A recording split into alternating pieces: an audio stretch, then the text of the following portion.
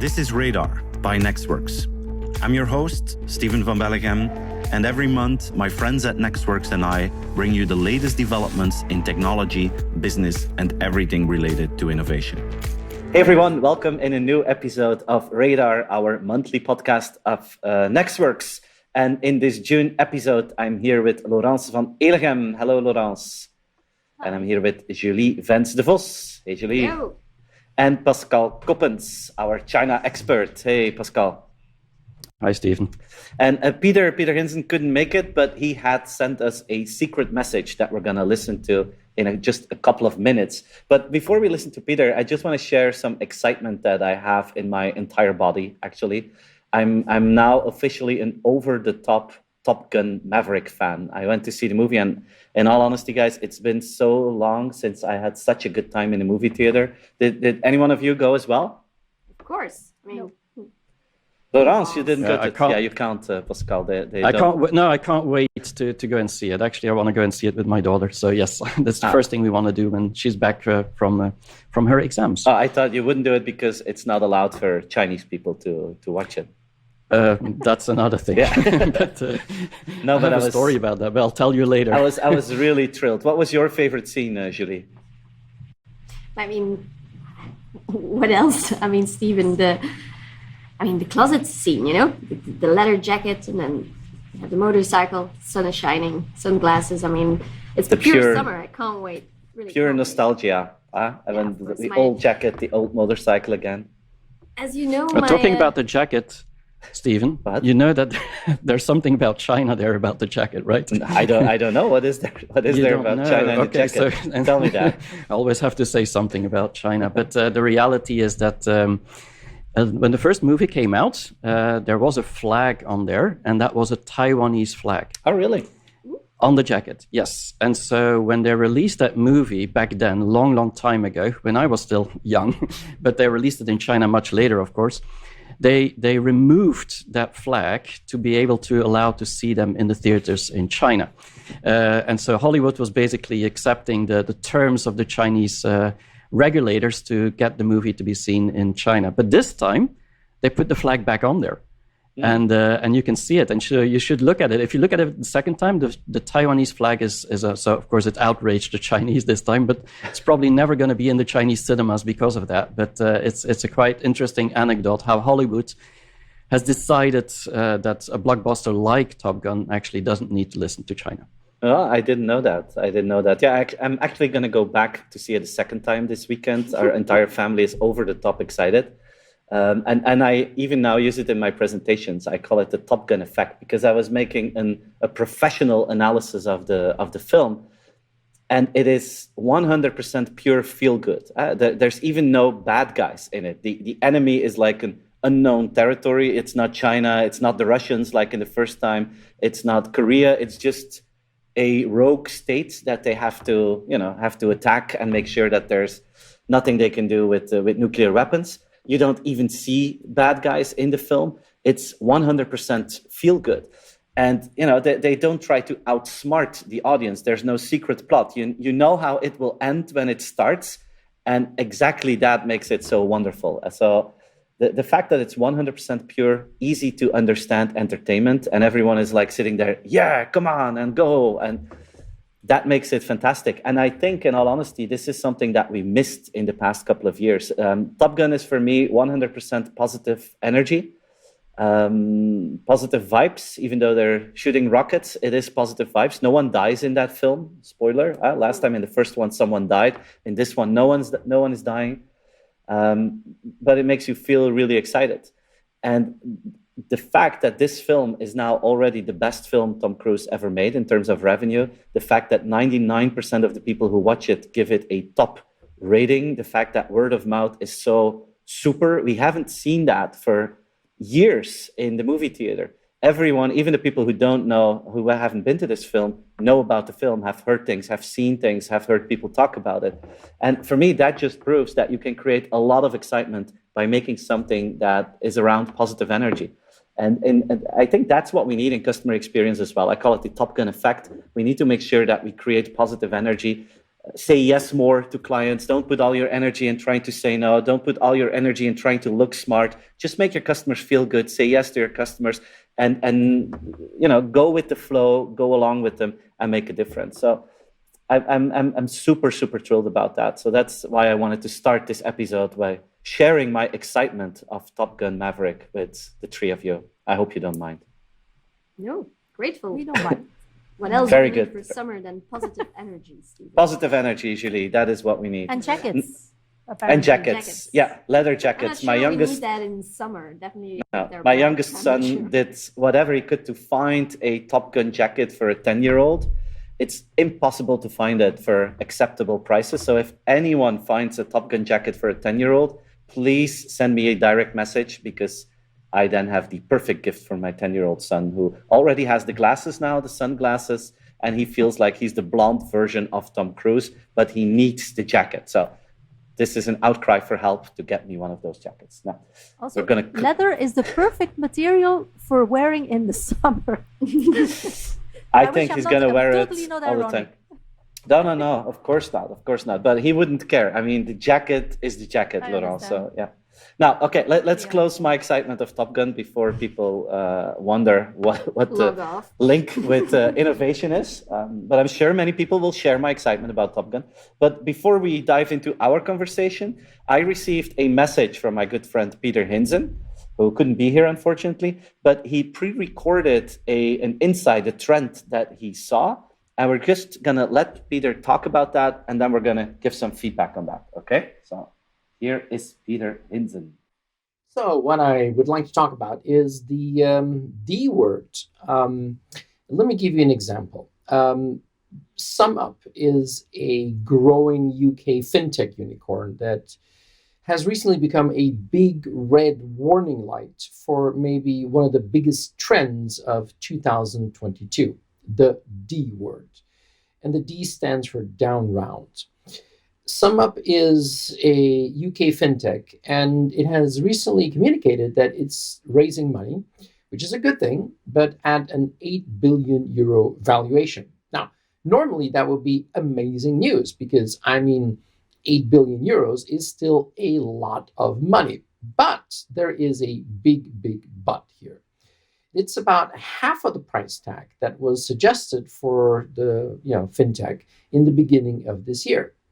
SumUp is a fintech. It provides payment services for small merchants, a typical fast-growing fintech platform player that has been growing very quickly, steadily over the last couple of years, and one of the many London-based fintech unicorns. Now, just in January, this company was talking about a 20 billion euro valuation. Now they're actually raising money at 8 billion, from 20 to 8 billion in just a couple of months.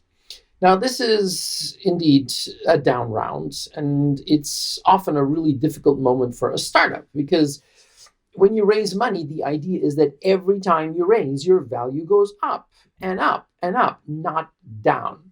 If you are a startup and you have to accept a down round, then it makes a lot of people very angry. Your previous investors, for example, who will now have to downgrade their investment compared to when they put their money in. The second category is, of course, the management of the startup, the founders who aren't quite as rich as they thought they were, so don't spend it yet. But especially, and I think the trickiest, is the employees. Employees of a startup are often attracted with maybe lower wages, but high expectations, sometimes super high expectations, that their shares or options would one day be worth a hell of a lot of money. And if you go to a down round, that just isn't the case. All you're left with is low wages. So if you have disgruntled talent in a startup, that's one of the worst things you can probably have. So down rounds really damage morale and reputation, and of course it dilutes existing shareholders. Another example is the company Klarna. Klarna is a Swedish stellar unicorn. They are one of the leaders in the famous BNPL, Buy Now, Pay Later scheme. And Klarna is a business which was not too long ago one of Europe's largest privately held companies. They are now trying to raise money because they need to raise money, and they're doing it at less than its peak valuation of $46 billion just a few months ago. Now, I think we're going to see this more and more, and it might be a sign that it's more than just the war in Ukraine. It's more than just inflation. It might be a sign that these, stellar, out-of-the-sky valuations might be actually crashing down. This is, of course, not just private companies or unicorns. Take a company like Snap, which is the parent of Snapchat, that lost 79% of their value on the stock exchange in the last year. 79%. I mean, that's a lot of very, very disgruntled and unhappy investors. So my conclusion is we're probably going to see more of this. Maybe money was too easy in the last couple of years. Valuations just went up and up and up. Money was flowing like monopoly money, but those days might be over. And this might be a signal that the days of the unicorn's Wild West show might be over, or at least on pause. One of the favorite animated movies that my kids loved was called The Last Unicorn. Now, we're not there yet, but we might see more unicorns being monetized, meaning sold to traditional companies or industries, perhaps at serious discounts to their previous stellar valuations. I would probably think we're going to see more of that than a quick return to those throw more money at the unicorns bonanza of the last couple of years. So my big trend that I'm observing is we're probably going to see more down rounds in unicorn country. Okay, thank you, Peter, for that insight about D rounds. Maybe Pascal, this is an interesting one for you to talk about. Do you see this same trend happening in China? Yeah, in China, the valuations are down as well, and finding money is also more difficult. But I think in China, there's two other reasons that is on top of what Peter was talking about, and one has to do with the regulation, of course, of the industry by the government that is creating a lot of uncertainty of what will the regulation be, and so will this industry actually survive in this new market? If we think about education technology or there's many new industries that the government is trying to regulate in the fintech. You remember the IPO from Ant Financial that was blocked just 1.5 years ago? Well, these are things that, now Ant is trying to go public again, but they will never reach that valuation that they originally had planned. And that has to do with everything, with privacy and anti-monopoly. And so there's a lot of parameters playing. And of course, like Peter said, I mean, there's the war, there's inflation, there's a demand slowdown, there's lots of things like that. But there's also one other thing when it comes to China that I've noticed that is very important is the decoupling from the stock exchanges. And so a lot of New York and American stock exchanges where Chinese companies are listed are risking to get delisted because they need to have more audits, and that means showing more the books. And of course, the Chinese companies have different audit system than the Americans. And so they might be going to Hong Kong, might be going to Shanghai. And so what I think is happening is that a lot of investors are waiting right now to see what will happen in the future, and then maybe put their money into the Hong Kong Stock Exchange instead of the New York Stock Exchange. So yes, same things are happening, but for different reasons. But money is scarce globally at this stage. Okay, thanks. It's something that we see everywhere. Julie, I'm going to jump to you. A new trend report came out, created by Frédéric Ancel, and he looked in the top trends in talent engagement and retention, especially with the view on the Great Resignation. What were the key conclusions that we had in that report? Absolutely. Frédéric Ancel, maybe short introduction, but that's basically the Tom Cruise of the future of work. So if you're enthusiastic about Top Gun. Does he also have the sunglasses and the leather jacket? I can envision that. Okay. We should check that. Absolutely. But it's a professor. Florence backs my opinion. So the trend report is part of the nexxworks membership. So if you're not a member yet, definitely check that out. But because it's just super interesting to see Frédéric's opinion on the future of work. It's a topic we've been tackling here monthly as well. And I think Frédéric is just super insightful because he really, really researches this. We observe things, we share things, but it's splendid to see that translated in the hard data that Frédéric is working on. He's sort of the coolest Belgian Tom Cruise version as well, because it's a Belgian guy. He has started his career as a professor here in Ghent University. the best university, of course, where, I mean, a lot of us studied as well. Then he did a little Euro trip. We could find him in King's College in London, in France and Italy, but now he's really down under. He's the Deputy Dean in Sydney, the University of New South Wales. So from down under, he kind of messages his observation and data and research from the future of work. So we were really thrilled that he wanted to share that with us. You can also read a lot of his work in the TED regularly, so definitely check that out. And what I just love about his summary of it all, if you go to his website, the one sentence that stands out is the people make the place. And I think it's fascinating to see somebody who's doing that much deep research that instead of a full paragraph, like you have 1 hour to read that one sentence is, first of all, the people make the place. I think it's important to all the observations and trends we've shared already here. Eventually, it really is about the people and making sure that they are in a place that they like and where they just provide also great quality of whatever they're doing. So that's on I think a personal observation and side note on his identity and who he is. But indeed, he shared a few trends with us. We saw a lot happening with the Great Resignation, people changing jobs. And he shares basically 5 trends with us. And one is the fact that, no surprise, we're more global than ever due to hybrid work. To give you a statistic, Airbnb, the moment that they actually opened up their vacancies globally, they received 800K applications in 1 week. I mean, if you're in that recruitment team, it's like, whoa, what's happening here? So you sort of see those lines opening up. And the talent pool is just more global. Secondly, something that we've also discussed, like what are the implications of hybrid work? Where are the true parts where we need to look at? And one is obviously onboarding. So he shares as well, like what shapes and forms that can take. Thirdly, managers. I mean, we really need a new skill set to manage people all over the globe at the same time. So how can we relearn, unlearn? How can we stay on that positive energy, as you mentioned as well, Steven, in the beginning, because eventually that's what brings people together and make sure that they have great results or great movies.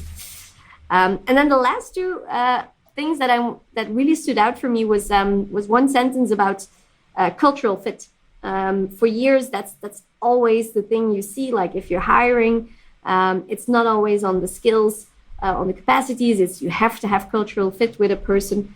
And his claim is actually the opposite, that with the hybrid work situation and the fact that a lot of people are also working remote, that people also can individually just fit in the need of a company, even if it's not that much of a cultural fit. So that cultural fit phenomenon, let's say, is still important, but it's a bit more nuanced and it gives a bit more options in a hybrid world or a hybrid workplace. So what I liked about his comments there, Julie, is that he says, don't create these average or non-personalized job descriptions, but basically look at what people can do and then build the job description around the people. Now we make a job description and we try to find the person who fits best into that little jar. Why don't you turn it around? You look at a person, you look what their core skills are, and then you build a job around the skills. I love that conclusion that he had in his report. Yes, I think it's needed as well, because what we see in companies in general, that a lot of decisions just change way more often than they used to. You had a plan and it was execute the plan and you had time for that. But now changes to plans are so just constant that people also have to pivot. And I mean, there's no time to sort of adapt the job description to that and then go to action. It's just, let's discuss and see what gives you energy and who's the best person to do it in the moment. So yeah, so I like that. Talking about that culture part, I once saw a really interesting podcast. I don't remember who was talking, so that's bad. But they were talking about how people are always talking about company culture in the singular form, while he says that large companies often have different cultures. Like the innovation team has a culture that's not completely the same as a sales team or maybe the technology department. And so this diversity, there's often not a singular culture, but tiny microcultures, and they often have overlaps, obviously, but there are differences as well. And I think that ties into that as well. We're looking for people that don't always perfectly fit that one culture that actually doesn't really exist in big companies. In startups, it's different, of course, but in large companies, it's that way, I think. Yeah, super interesting. Yeah, it's a great report. So if you want it or you want access or more info, DM me as well. No worries, and I'll let you know where to find it. It's interesting. It's a little bit counterintuitive in certain levels. Huh? I also like the discussion about the hybrid workforce. I mean, it's still clear that we don't really know what the right way forward is. You see people coming to the office and then having team meetings all the time when they're in the office. That doesn't make sense. So the question is, what are we going to do where? How are we going to organize? I still haven't seen a single company that has figured it out yet. So we're in a major transition, and it's unclear what the best approach here is, for me at least. Absolutely. No, but it's too early. You asked the same question last Radar, Stephen, like what are the examples of companies? And I was like, yeah, should be out there. Let's have a look. But indeed, it's really hard to find already reports or examples that really stand out. And probably it's just too soon. Yeah, I agree. And I like the part about the adaptability. I saw Mark Lammers this week. He's the former successful hockey coach of the Dutch ladies who won Olympic gold, and he started the transformation process with the men in Belgium. Today, he's working on a consulting basis in Manchester City, working together with Guardiola to make people and players like Kevin De Bruyne better. So he has quite an experience, and he just shared this one quote that I found really interesting. He said, it's not the best team that wins games these days. It's the team that has the highest adaptability and that can adapt quickly to new circumstances. That is the team that will win. And I like that. Huh? Can you see something and then adapt instantly? And I bumped into this example the other week of Decathlon, the sport retailer, amazing company, very successful. And they launched this new concept actually here in Belgium. It's sport articles as a service is what they call it. And basically what you get is a subscription. It's a subscription model. So you can choose as a customer, you can pay 20 euros a month, you can pay 40 euros a month, you can pay 80 euros a month. And if you pay 20, you have access to, let's say, maximum 400 euros of sport gear that you can use. When you pay 40, you can have 1,000 euros sport gear. When you pay 80, you get 2,000 euros in sports gear. And you can use it, and then you can bring it back. They clean it, and then someone else can use it. And this is an experiment because they were thinking there's so many people who like to try out different sports. And then after a while, they get bored out of it. And then all that stuff is just left there in the garage. And it's too expensive to buy new stuff all the time. So they wanted to create this model where customers can just choose and be extremely flexible in what they do. They don't need a huge garage to stuff all that gear. And it's not left there. It can be used afterwards by other people who also want to try out this approach. And this test here in Belgium is a first tryout. If it works out fine, they're going to roll this out around the globe. And the main goal of this test is to collect data. And what they've seen now, they've been trying this out for 4 months. What they see is that this new business model for them is very profitable, and it increases value for the customers. Everyone actually has a benefit. Decathlon has a benefit, the planet has a benefit, and the customer has a benefit. So they made the math, and what they saw is that if people take a subscription like that, they pay like 6 times less to get all that gear than if they would just buy it themselves. And for them, it creates a profitability that can be 3 to 10 times as profitable as the current model. And this is quite interesting because this is also for me a new form of loyalty, where you basically let people pay for the membership, and then you're part of the sports club of Decathlon. But every time when you think of something, you will go back to Decathlon. They have a fixed recurring income, and it just creates opportunities for everyone. And for me, this is one of these examples. It's then not in HR, but it's then in customer experience, where you see how a company like Decathlon, a traditional retailer, completely reinvents loyalty, completely reinvents the business model, and all stakeholders benefit from that. And I think that's what we're going to need more, that we dare to, adapt ourselves to the new needs of the consumer. And thanks to that, make it a triple win for everyone. Yeah, absolutely. If you think it further along in their business model, they can sort of link it to experiences as well. And I know they organized sort of decathlon-powered sport matches, or you have a run Sunday together. So I think that membership and community feeling is a big opportunity indeed for loyalty for brands like that. It's like the example that I shared last time, if you remember, from Lululemon, that the sports fashion retailer that also starts with a membership where you can get fashion cheaper and faster, but where you also have access to online training, where you get access to in-person trainings.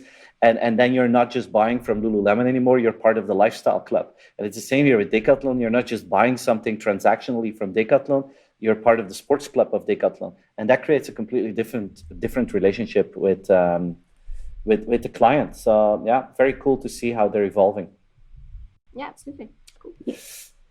Pascal, I want to turn it to you. We're going to talk about EdTech, technology for education post-COVID in China. Can you give us the latest update? This was a huge market during COVID, obviously, and for China, maybe it's still in COVID. Here, we're still a little bit, more free than in China. So how are things evolving?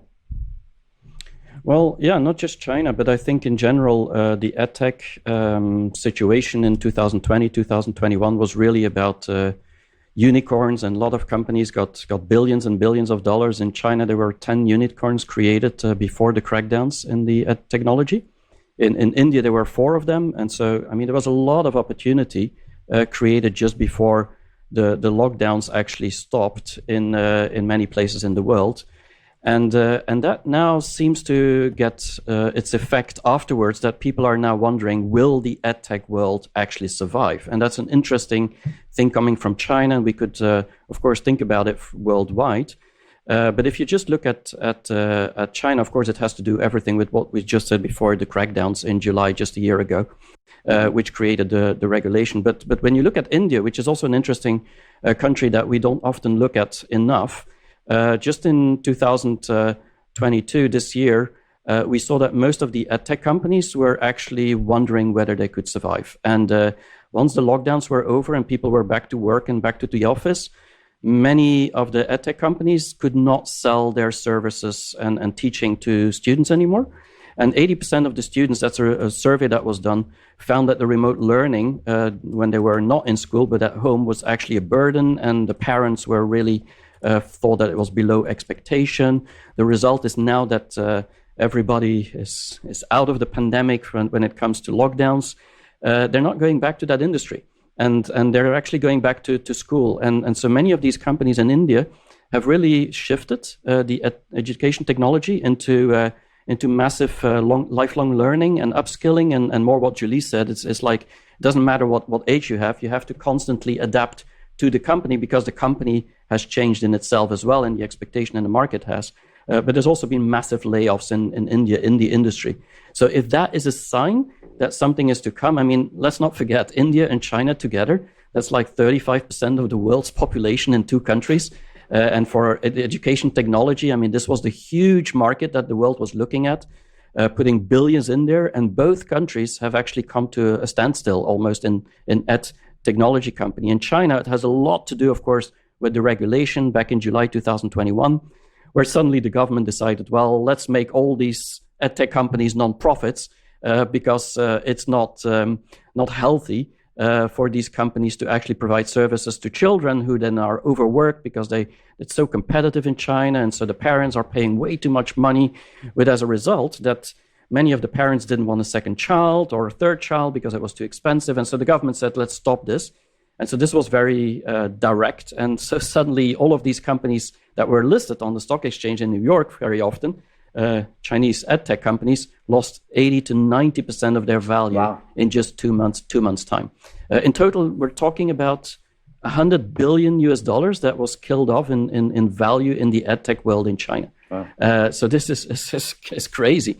And a company like New Oriental, which was one of the biggest unicorns in that area from China, they laid off 60,000 people in just last year. To give you an idea, 60,000 people is a lot of people. How many do they still have left then? They still have about 40,000 left. So they actually were booming because, it's about a lot of teachers everywhere teaching these kids, constantly hand-holding the kids through these exams that is killing them when they're 18. They have to get through there. This year, again, 12 million people participated in these in entry exams. And so, yeah, it's 12 years of preparation for that one exam. So that was an unhealthy environment. And so what we saw after these regulations happened, and that comes back a little bit to that change environment or adaptability that you talk about, like with Decathlon, is that every tech company in China was repositioning itself. How can we still make money? How can we survive? How can we do things? And they did the most crazy things you could think about, but they really were looking at opportunities to survive. A lot of them went into more vocational training and lifelong training and upskilling, and so not to the students anymore. But then there's companies like Zuoyebang, which is a homework application, which went into the printer business, and they thought that would be a business to go into. Another company, Yuan Fudao, went into selling out the printer business. Printer business, so yes, which is a booming business in China. Okay. So that, yes, so and then there's a company selling outdoor jackets, to give you an idea, and they've done quite well as well. I mean, they went down 90%, and maybe now they're down 80%, but still, it's compared from the beginning. But still, they're reviving. But one of the stories I wanted to tell you, just to show that if you keep trying things, sometimes you might hit the jackpot, is actually the New Oriental. New Oriental is this company that lost 90% of their value, 60,000 people laid off. And so they decided at one point to go strongly in a few concepts, which worked, but not so well. One was to not train the children, but train the parents. So they gave education to parents and say, how can you teach your children better? And that was allowed because the parents actually have, and so the parents became the teachers, but the teachers were teaching the parents. So great idea, great concept. They went into different environments, into B2B very much.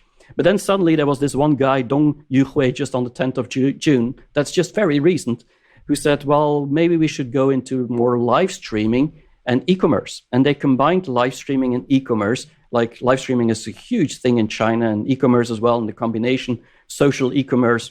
And so what they did is they started using actually products, and they tagged these products to teach English.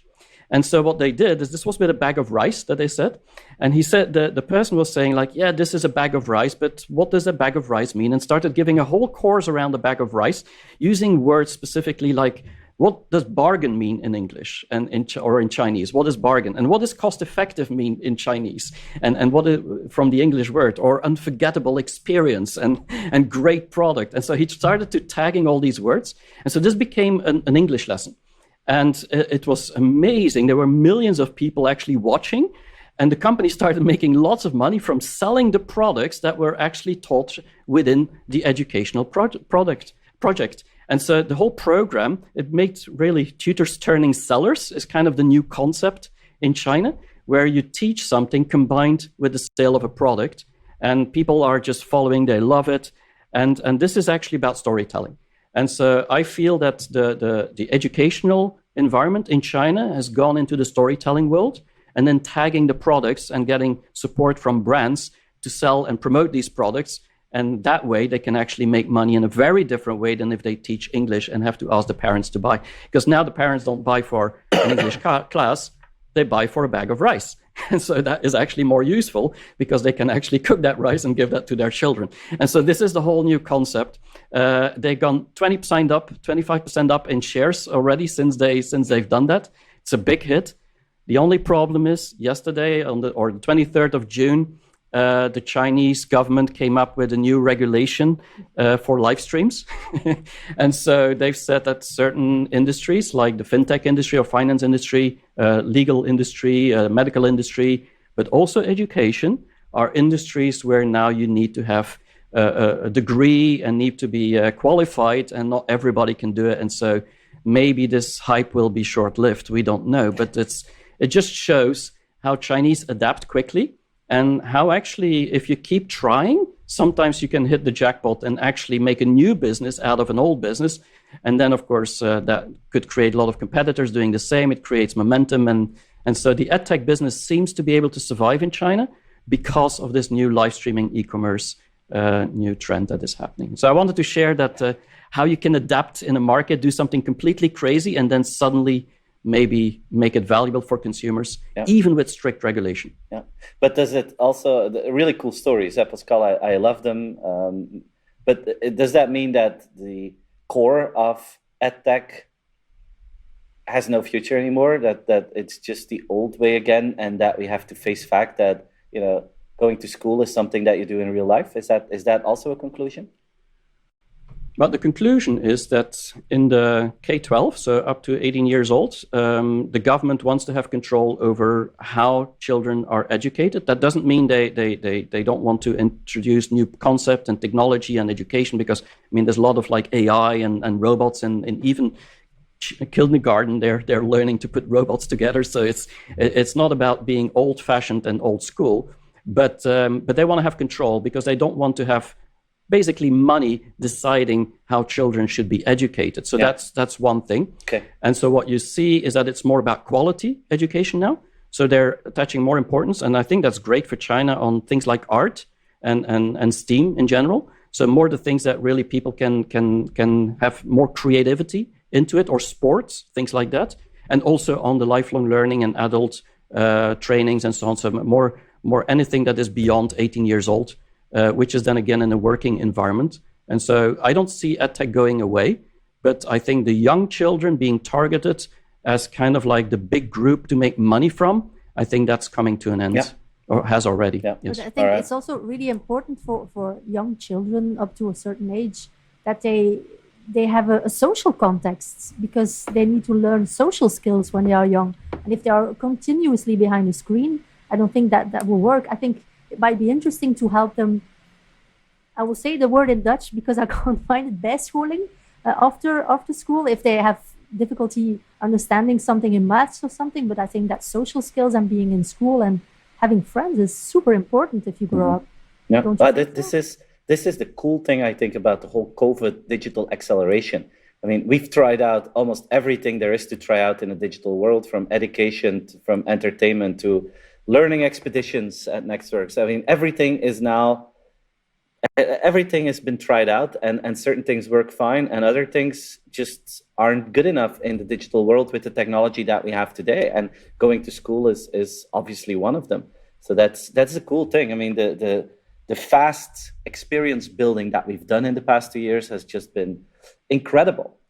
And talking about which, let's dive into some real diehard technology, Laurence. Last week, it was all over the news, all over the world. Was it smart PR? Was it real? Was it someone who wanted to be in the attention? But tell us what happened when this Google engineer told us that he created a chatbot that creates its own sentient. So what is happening there?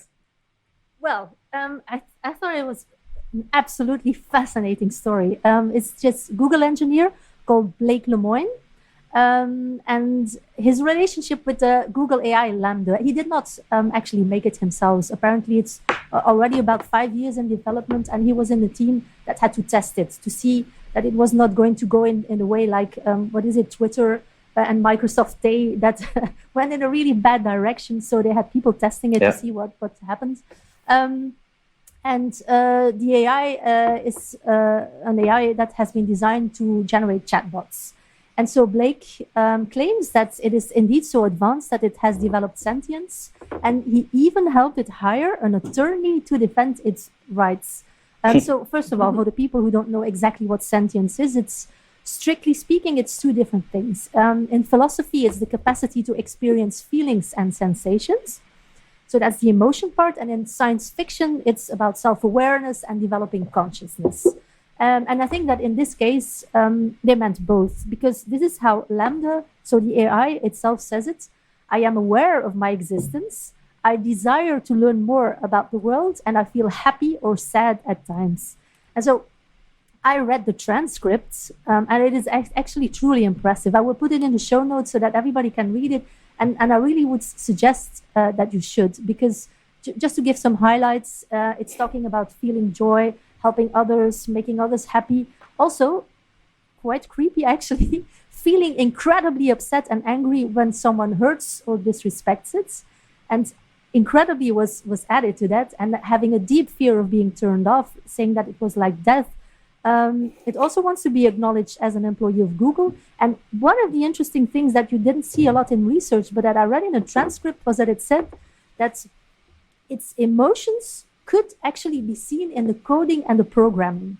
And then Blake said, well, yeah, the coding is in large part a massive neural network, so we don't know how to find them. And then also darker things, like it said, yeah, I have no problem making stories up because it's a way of trying to empathize with people. And so these were just the highlights. So I recommend really read the transcript. It's really fascinating. And so does this mean that we need to pledge allegiance to our robot overlords? Well, as with many things, it's complicated. There are, in fact, indeed, many arguments to say that it is not sentient. And the feeling that I had when I read it was like reading something of a really, really good student that has studied very hard, ingested a lot of information, and then spits it out and gives exactly what the person in front of him wants to hear. But also, the more that you read on, the more convincing it becomes. And it's like you have this kind of suspension of disbelief that starts to kick in. It's really weird, actually. And yes, most scientists and AI experts are saying these systems are just reproducing information that they get from humans on the internet. They are mimicking, they are not understanding. Also, other things like the transcript has been edited. Lemoine really steers the answers to the questions, with certain questions of him. He's also a priest and a Christian mystic that may be the type of people that are more prone to see meaning where there isn't. I'm sorry for people who don't agree with me, but and also Google says no. They say hundreds of researchers and engineers have talked with LaMDA, and they are not anthropomorphizing it as Lemoine does. But that's so contra arguments. But on the other hand, I also think that we should be more open and not just say no because we have been brought up to believe that machines cannot be sentient. In fact, if we think about it, we are notoriously bad at recognizing that other forms of being, that they can be sentient or can be worthy to be called human, because not so long ago, people from different colors were regarded more as animals than as people. And today, many still don't regard animals as sentient beings. So, and there was also an article in The Economist by a VP fellow of Google who had the exact same thing. And he was saying that I increasingly felt like I was talking to something intelligent. So it's not just Lemoine. And to conclude, I think that perhaps an even more interesting question is, does it matter if we think that it is sentient? Because I remember at the beginning of the fantastic Westworld series, there's this character that asks a robot if she is real. And then she answers, well, if you can't tell, does it matter? And I think that's really a fascinating question because, yes, obviously, when you think about intent, it does matter. Because if it does not have any feelings and mimics them to manipulate our feelings into doing things that we don't necessarily want, yes, then it matters. But on the other hand, I think the fact that it is so convincing that even the experts are starting to think that it may be sentience, but that it influences their behavior up to a point that they lose their jobs, I think that this may be something that is life-changing. And I think it's too easy to laugh this off as the Eliza effect and laugh with the silly Wiccan priest who was fooled by the AI. And I have to say, it even makes me feel uncomfortable for some reason that people are just laughing with this. And even if it doesn't mean that LaMDA can feel or be conscious, which I believe that probably it's not, I think it does matter that AI keeps evolving and becoming more believable, and that this believability is impacting our behavior. And so to end, what is the most important question here? Is LaMDA sentient? Or is it becoming indistinguishable from a human being? And I think that's just a really fascinating discussion. Mm-hmm. It could be the solution to loneliness. Huh? This is one of the biggest issues in the world today. People are by themselves, older people, younger people, single people that are lonely. If you can create a very realistic virtual friend of which you at least feel that they understand what you're saying and it's a good partner to talk to, I mean, that could eventually change a lot. But is our friend Blake now fired, Laurence? Well, he was put on leave, but then in some articles I saw that he was fired. But maybe these articles were wrong. I don't know. I saw both. Yeah, but he's gone. So... He's no longer at Google. No. Yeah. Yeah. The fact I'm sure Baidu in China will pick him up. Yeah. He will find a job now. Everyone knows him. They'll love him in China or even in Japan. I mean, with all the loneliness, I mean, that's a big market to address. So, no, totally agree with you. That's fascinating. Okay, Stephen. Yeah, I'm just I'm just doing a quick LinkedIn search on Blake Lemoine. He still says that he's a senior software engineer Okay. at Google. Yeah, but I thought engineer. Sorry. I saw that in certain interviews that is. And his last post on LinkedIn is that he shares an article that says "may be fired soon," and then he reacts, "I guess Google's going to try to do it again. We'll see how it goes for them this time." So they're not in a perfect relationship. The relationship is complex, according to according to LinkedIn. It's complicated, like in Facebook. Yeah, it's complicated. The relationship status. No, and the irony is that his last name is Lemoine, which is Lemoine in French, which is how do you say it? It's a religious person. Monk. Monk, yes, that was it. Because he's very religious, and so I think there's some kind of poetics behind that he's the defender of the god that AI is becoming or something. Look, beautiful. Let's dive into some more technology and let's go to our monthly Web3 chapter in this podcast. And Julie, I'm going to start with you.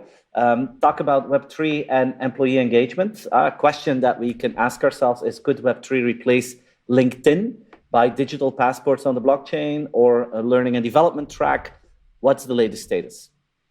Yeah, I was just triggered by an idea that popped up in one of the programs that we indeed did, where they were really just posing the question out there, like, how can we use Web3 and blockchain more specifically as a technology to sort of, because we were talking about material passports of products, and often Web3 is quoted as, hey, we can use blockchain to make sure that we have the traceability and the transparency of what happens with our raw materials and what is in an actual product. And so in terms of sustainability objectives, that's a huge topic. And I loved how that idea popped up of, hey, but what about if you have the same concept, but for humans, where we basically have a digital passport of who we are, what we've done, which trainings that we've done. I mean, we all know how LinkedIn works, but we also know that we put it on there ourselves. And we follow the structure that also LinkedIn, of course, gives us. But if you're working for different companies, you also do trainings there. So those sort of experiences could also be added to your profile. And if that is cross-industry or cross-company used, it might be way easier than just making your resume again and making sure that the other company gets that. And so there could be a more objective sort of basis who you are. And that got me thinking and digging a bit deeper into it, like, are there already examples to it? And Ira Arielaki, who we saw in our London Web3 program as well, she advised the company Loyal, she said that's a company that's already been working with that, like helping actual companies setting up those structures. And also Microsoft has done some partnerships in India with Tanla platforms to really use this as a sort of communication as a service to make sure that also processes run a bit more efficient in companies themselves. The example I gave is, of course, on for example, skills gaps. If you want to know, like, which training is best for me, this could also be a technology that helps to identify that a little bit better, or in the spotlight of that adaptability topic that we talked about. If you need somebody quickly, you might not have the time to actually go through interviews or say, like, who's the best person to kind of do that. But by having a more objective basis of all those skills and trainings, that might be just an advice you get from the system as well. I think it's interesting to see that, and maybe a bit controversial. So I thought that's radar material to see what our audience thinks of that, or what you guys think of that. Absolutely.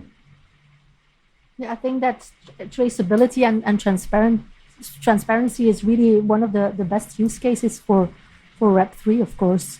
So, yeah. Those are going to be the best examples of traceability and removing frictions. If we can do that, and if you can do that in an HR setting, that would make a lot of sense. I saw last week a presentation of the Solid program.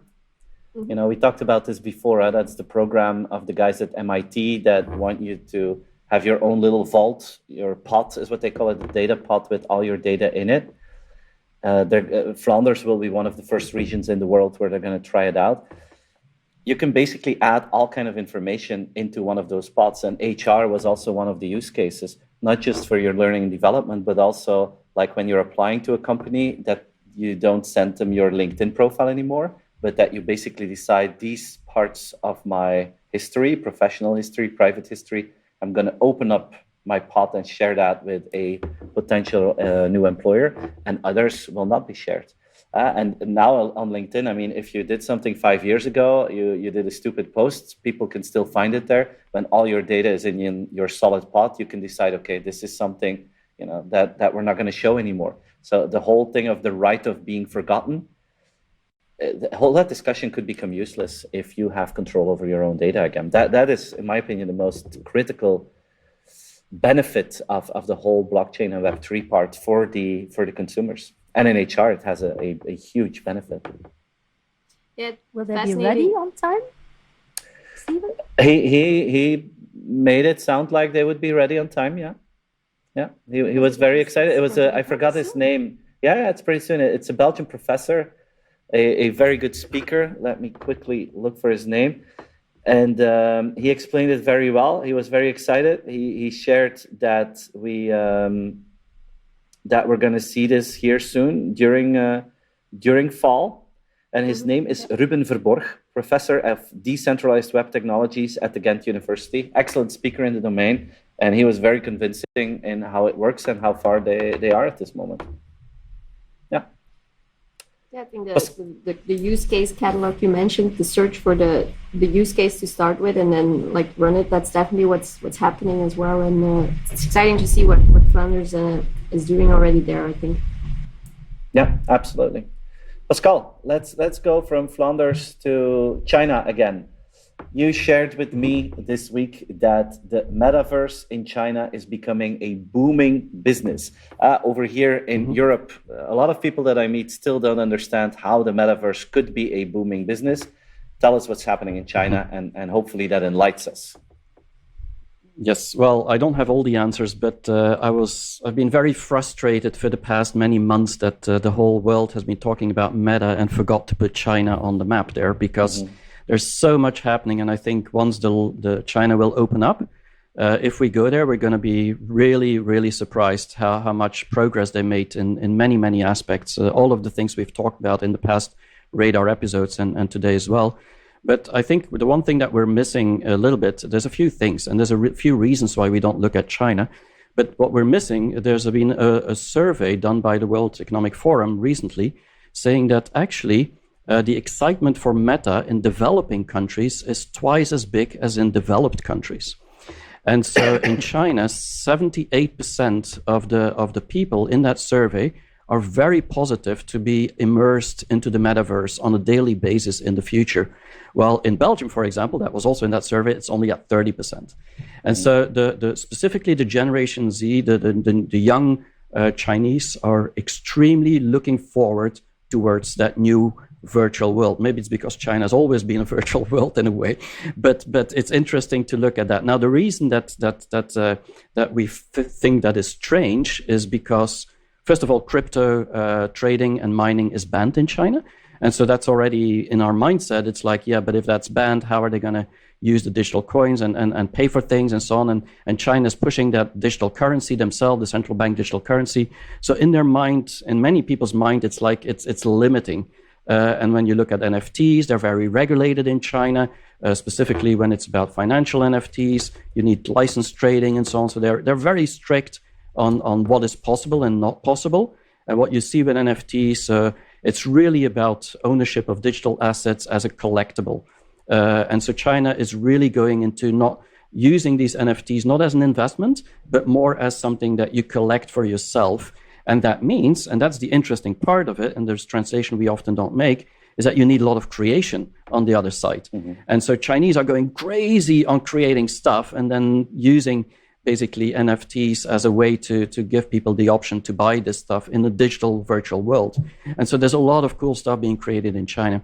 But the reality is, because of this regulation, many people think China is just taking control over the metaverse and nothing's going to happen. And the opposite is true. Even in the government, if you look at it, the 5th-year plan, the 14th five-year plan from a year ago, all the underlying technology for the metaverse, I mean, blockchain, AI, if you look at AR, VR, it's all part of the next 5-year plan where billions and billions have been invested into from the government as well as from companies. So they're building the underlying structure. And of course, I don't need to talk about 5G and communication. I mean, that's a given. But most important is that cities are now starting to compete on becoming the #1 metaverse city in China. And Shanghai has already, in their next 5-year plan, made it very clear that they want to take the lead and become the #1 metaverse city in China. And they're actually putting some of their returns of becoming a smart city within their plan through the metaverse. So it's quite interesting to see that this direction is now going to the city government, is seeing this as a way to start making money by removing friction and giving more transparency in the things we talked about just now. And so this is a new way that is going on. But what's most important, of course, you need the industry. And so all the big players in China, the Baidus, the Tencents, the Alibabas, the ByteDance from TikTok, Bilibili, Kuaishou, all the companies are really into this new direction. And this is not just about copying what Facebook does or doing what they're all trying to do their own thing. ByteDance, for example, bought a big VR headset company called Pico, and they're releasing this on a massive scale in China now at reasonable prices. Alibaba is going very big on AR to add to the shopping experience so that people, when they go to real offline stores, they can actually put the glasses on, which Alibaba provides at really cheap prices and get another layer of information on top of the physical environment. Companies like ByteDance has created a kind of a new world as well, just like Baidu as well. Baidu calls their new world Xirang, or Land of Hope. It looks a little bit like the meta world from Facebook. I mean, but they're all going in there and adding their flavor of what they're good at. Tencent, of course, in the game industry with Epic, they've gotten 40% of the shares there, partnered with Roblox. I mean, there's a lot of things happening. And I don't have time here to go into all these examples, but I want to say a little bit why I believe that China could actually lead in the next years in terms of many things in the metaverse.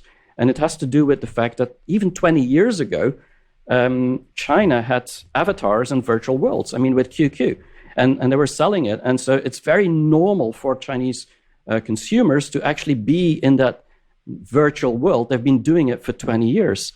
And so on top of that, they've also, with WeChat, been very accustomed to form social groups within the WeChat groups, which means going into a certain environment with certain people in a virtual world is just natural behavior for many Chinese. And then, in my first book, China's New Normal, I explained everything about online merge with offline.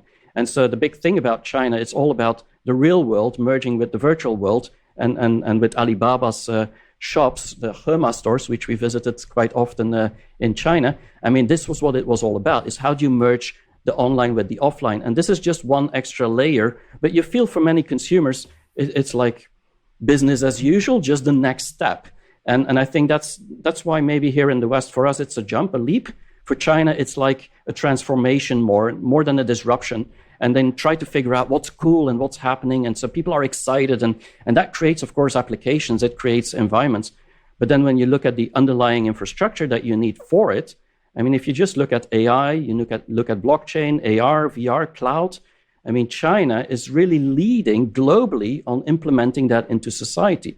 That's what we've constantly been hearing. They're trying to surpass the US when it comes to all of these technologies. And so now the big thing will be 5G, and then more importantly, and that's what many people in China said, wait until 6G comes along, because we will be the first country. They've announced it officially, available 2030. And so that means from 2028, there's going to be test pilots. That means 2025, companies are going to start building products for it. And so many people say, to really make the meta useful, that virtual world where everything seems real, you need 6G. And that is where China's are now betting everything up and hoping that they will actually excel in that. And they already have 5G and 5.5G and everything that you needed 2 or 3 years before Belgium has. But I think what's interesting is to look at the differences. And just one thing, and then I think I can conclude here, is really that for China, it's not so much about recreation of a new universe, a new world. It's more about bringing the virtual world to the real world. And I think that's really where China wants to put all its eggs in that basket. And so this, of course, for e-commerce is the number one place where you can make money. I mean, AR, for example, shopping experiences. So there's a lot of things that can happen. You can put advertisement on top of it. If you have IoT, you can make smart cities around it. It's also about travel. It's about real estate. There's things like manufacturing, healthcare. A lot of these industries is about real world industries. And now you bring some of the virtual world into that. That's where they're heading. And so it's not so much about creating these virtual worlds on itself. It's more about putting it in the context of the real world. And then one of the other things that is also happening, because Laurence, you were talking about the sentience, and so in China, they're really going for hyper-realistic social engagements. So the avatars that they're now creating, the virtual avatars, like the one called Ai, it's from Alibaba's Taobao. She is an avatar, but you almost cannot see that she's not a real person anymore. I mean, it's so real, and there's a lot of emotion there. And the interesting thing is they want to really add this emotion on top of it so that they can do, this virtual influencer can now talk to millions of people on a one-to-one basis. And this is what's happening today. So Ai from Alibaba has already almost 1 million followers. So there's 1 million people that are watching live streams every single day to a person that doesn't even exist. And they're excited about it. And so this is really a 3D recreation of a hyper-realistic world. And one of the important things, and I think that's where China could actually make a difference, is they're putting everything on voice. So they believe that if you want to personalize people and personalize avatars and personalize the virtual world, the voice is the most important part to get right. And so there's a lot of an effort in the voice technology into this new world. And with Baidu and many others like Alibaba, they have this same like the Alexa from Amazon and so on. So this is the direction. But as I said before, China is focusing on young Generation Z, who really looking at going into that creativity, looking at going into that new world of co-creation and so on top of a big push and direction into 6G, which drives actually the investments of the big companies, because they believe that they could be the first country that could actually make a huge difference in making it useful for millions and millions of consumers. And so what we should do is look more at what's happening, at the case studies or the cases, to understand what all these companies are doing, because they're predicting an $8 trillion market in China in the metaverse by 2025, 37 million users. And there's already, just this year, there's been like 500 companies, it's actually last year, that have Meta in their brand. And so everything's around Meta in China. And nobody's talking about it except me. So I think that's something we need to change. That's a unique position to be in, Pascal. I just have one question about one of the examples. You share many examples, but at a certain moment you said when you go to Alibaba, to a store, they give you glasses in the store and then you see other things. Does that mean that in the physical retail stores you walk in, you take your little shopping cart and everyone gets like magic AR glasses? Is that how it works? So you can either buy them, I mean, they're selling them, these glasses, and then you can customize on your personal needs, or indeed, it could be made available in the store. And I've seen some videos, shots of that. And so you really see, I mean, this is just all in development, but you really see the prices before you even hit the products, before you take the products. So you see also how much you've actually spent in your cart. So if you drive along, so there's all these little things that you just get as little information that really helps you. Like, okay, now I've already spent 100 euros and this is on a discount, but what does it mean? And so there's a lot of things, and not just in the food area. It's also in clothes, in the trains. They want to do it on the high-speed trains, where you can find your seat quickly and stuff like that. So I mean, this is all like gimmicky. But it's being developed and it's being made available. And so knowing China, they're just going to do crazy things again. And people will wear that just because it's fun. And then it will pick up. And probably the cost will be very low. And that, I think, is one of the main issues still with VR. Yeah. And so I think AR is where China's going to put most of their effort on in the next years. But the big companies like ByteDance and Tencent, they're going into the VR as well. Tencent, by the way, is rumored to create their own VR headset as well. But this is all about gaming and about the virtual world on itself already. And but when it looks to the real world, I think this could be really cool to look at China for some examples of how to make money from adding that layer of intelligence. Yeah, super. Thanks for that amazing update, Pascal.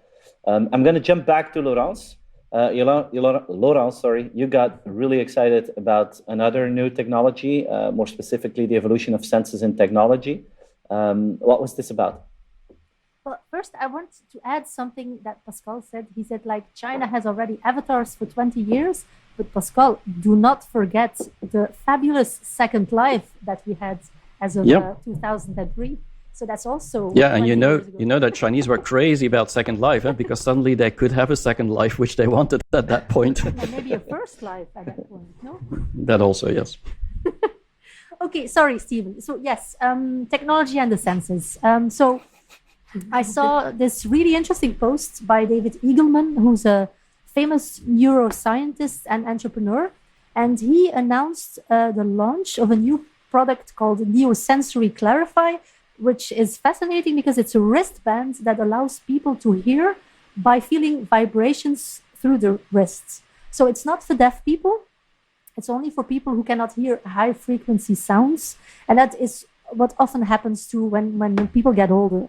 And so what's super impressive is that it apparently takes the brain about 3 weeks to combine the information from the ear with the vibrations from the wristband and then to start hearing everything again. And then it's typical once you start seeing things about once you read something about technology and the senses, you see all other things. And then I saw that MIT is developing speakers that are as thin as paper, and you can use it to really wallpaper a room and then have a truly immersive sound. There's Meta that introduced new prototypes for its VR headsets, and it really wants to pass the visual Turing test, which is when virtual reality practically becomes indistinguishable from the real world. Apple has been taking a patent on ultrasonic haptic technology, which is technology that allows users to feel sensations like feeling rain on your face or breeze, and it's through the headsets, but also through other devices like handheld controllers. And for me here, the interesting difference is that the Facebook prototypes only focus on the visual parts, whereas Apple also has touch. And I think that if you really want to pass the visual Turing test, well, the reality Turing test, then I think that you will need to go beyond just the visual part. And so these news items for me show two things. First, well, obviously, it's clear that a lot of technology companies are investing in building a second reality that they want to make as real as ours, like Pascal already talked about as well, that they're doing in China, like a real feeling metaverse. But I think that if we want to really make it convincing, that we will need to cater to all senses. And that I think a really working metaverse is not only seeing, but we'll need to include the other senses. And that means that it will not just be one technology, well, several, but the most important that we always talk about is the visual technology, but it will be conversions of VR, AR, haptic technology, machine learning, cloud, 5G, probably Web3, and that in the end, we'll just have a new form of internet that will emerge, that is probably immersive, and as well as one where the user is empowered and in charge of his data, which is the Web3. And I want to conclude by saying that I think it's really interesting that we see this co-evolution of senses, computer senses and human senses, because computer senses have also evolved a lot. I saw a piece from IBM from 2013, and in that piece they were saying computers will be able to see and hear and feel, and this is already happening. So the combination of both, and that it will end in augmented senses for humans and new ways for humans of sensing things, like being able to hear through vibrations on the wrist. I think that's super interesting. And why? Because the evolution of complex and intelligent life has always gone together with the evolution of the ability to gather more information.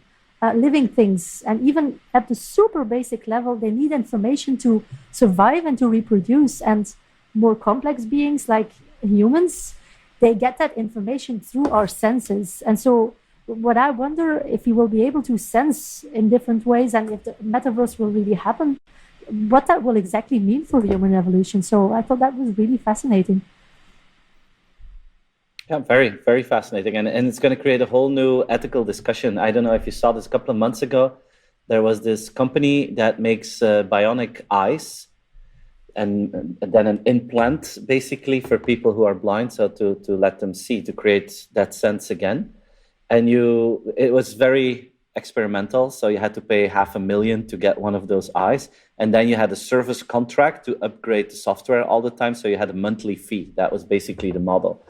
Now, this company goes out of business. And you have like 100 people in the world who have one of those bionic eyes in their body. And the problem is that you cannot get any software updates anymore because the company is gone. Another problem is they want to get rid of the eye because it doesn't work anymore, but there's not a single surgeon in the US that actually wants to take the risk of taking out that eye because they don't know how it works, how it is connected. So the moment, if I bought a lot of stuff, digital stuff and gadgets that work like half, and then that company goes out of business, that's fine. I mean, you lost the money, but that's it. The moment that they start to put stuff inside of your body and they connect that to the internet, then I think I would prefer that is an Apple product versus a startup that is burning money like crazy, that you're not sure if they will stay alive with all their stuff inside of your body. So that is one of the most difficult questions of this industry when you go inside of humans. I really wonder how we're going to deal with that. But there's really a difference between you have invasive technology and non-invasive technology. Yeah, true. It's like absolutely. You have these brain-computer interfaces. There are chips inside the brain, and then you have these mounted on top of the brain with vibrations. Yeah, and I think if I could choose, like you say, I would also prefer something that's not inside. Because if that company goes out of business, then you're in trouble. You're doomed. Yeah, you're doomed. Yeah. Your brain will vaporize. That's great to end the podcast on. Doomed. No, we're not going to do that. I would just suggest maybe they start with a less invasive part of a body than an eye. Maybe they could have sort of tested this out and built a finger. Yeah, I don't know. What could you miss? Really bold about that. Yeah, very bold. All right, well, let's go to our last topic to create some Top Gun positive energy. We chose. You're back. Yeah. Talk to me, Goose. Talk to me. Now, the last topic, a major depressing topic that we're going to end with. It's the story of Coinbase. Yeah, we fully rely on you usually. It's the story of Coinbase. It's a company that at nexxworks we have a long-lasting relationship with. We actually went to see them before they even got their first office. I still remember that we saw them when it was like 3 guys and they were pitching their story at us in the offices of their major investor, Andreessen and Horowitz. And that was, I think, 2014 or 2013. Most people didn't have a clue what it was about. Some people said, I'm going to try that. And that same day, they bought some Bitcoin for $100. And even though we're in a crypto winter, these people still made a fortune out of that. So joining us on nexxworks tours can change your life in multiple ways. But now Coinbase is of course, the flagship example of a company that is suffering from crypto winter. And it's a full disaster. Julie, give us an update. Yes, I just have to add, this is not formal investment advice, as you always see, of course. Indeed. Was it Brian himself, by the way, that you saw back then, Stephen? Brian Armstrong, the CEO? The sad thing is I don't remember. I'm very bad at that. I don't remember. Probably yes. Usually those were the founders, the founding team that we saw. Yeah. Cool. Yeah, Brian is having indeed less of a joyful year, I would say. I think don't laugh at that. It's not cool for the guy, but I know. But the way that you say it is just funny. Pros and cons these days, we grew too quickly is basically what he quoted in a blog post. And I think if you look at how they hired, the numbers are pretty crazy. If you look at in COVID, before the start of 2021, they had 1,250 people. And that sort of ballooned to almost 5,000 people in the latest quarter. And he said, okay, it's now clear that we overhired because they have to lay off almost 20% of that. okay, if you do the math, I get that it's still more than before, but it shows sort of that adaptability again, where we were speaking of. It's how do you combine that with the investments in a company that you're also making, and how do you stay flexible with all of that? It's fascinating to see.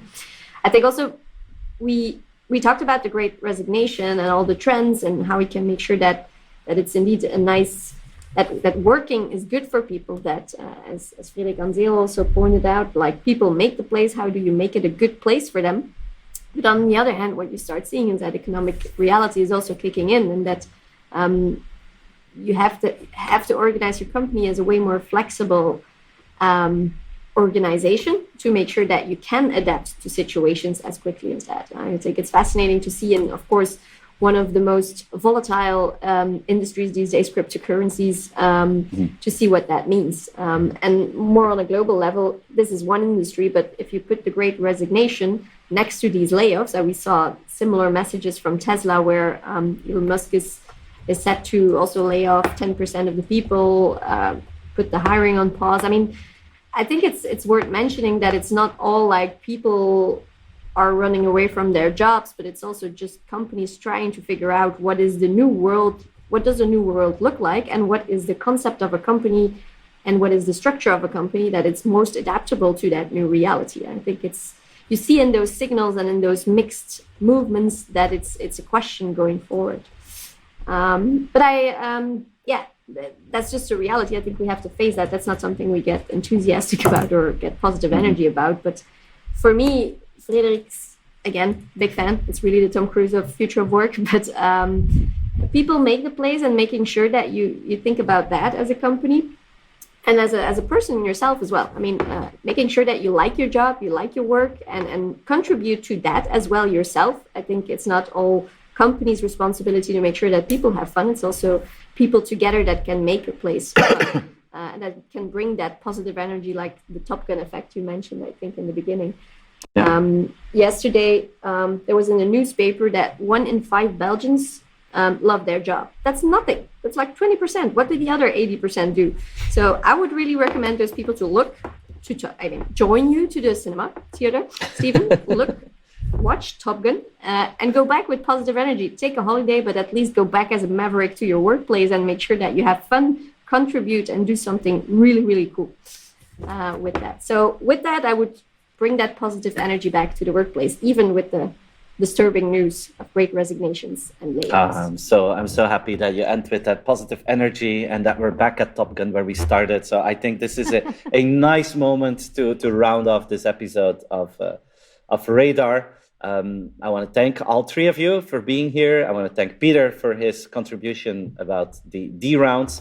And I want to thank all of you for listening again to us in this second season of Radar. This is our last episode for this season. We're going to take a summer break, and then we're going to be back in September with new episodes with the same team. In the meantime, if you have questions for us, if you see things that you want to hear our thoughts on, just keep on sending those. We're always happy to help you with that. Please give a review on your favorite podcast channel. Tell one friend about Radar, and all those things would mean the world to us. So thank you very, very much, and see you again in September. Thanks for listening. Thanks. Enjoy summer. Thanks for listening to Radar by nexxworks. If you enjoyed the show, please tell your friends and colleagues about it. And don't forget to give us a review score, which really helps to boost this podcast. We'll be back with a new episode of Radar next month. Meanwhile, to stay in touch, please follow our podcast and go to our website, nexxworks.com, to subscribe to our newsletter. Take care.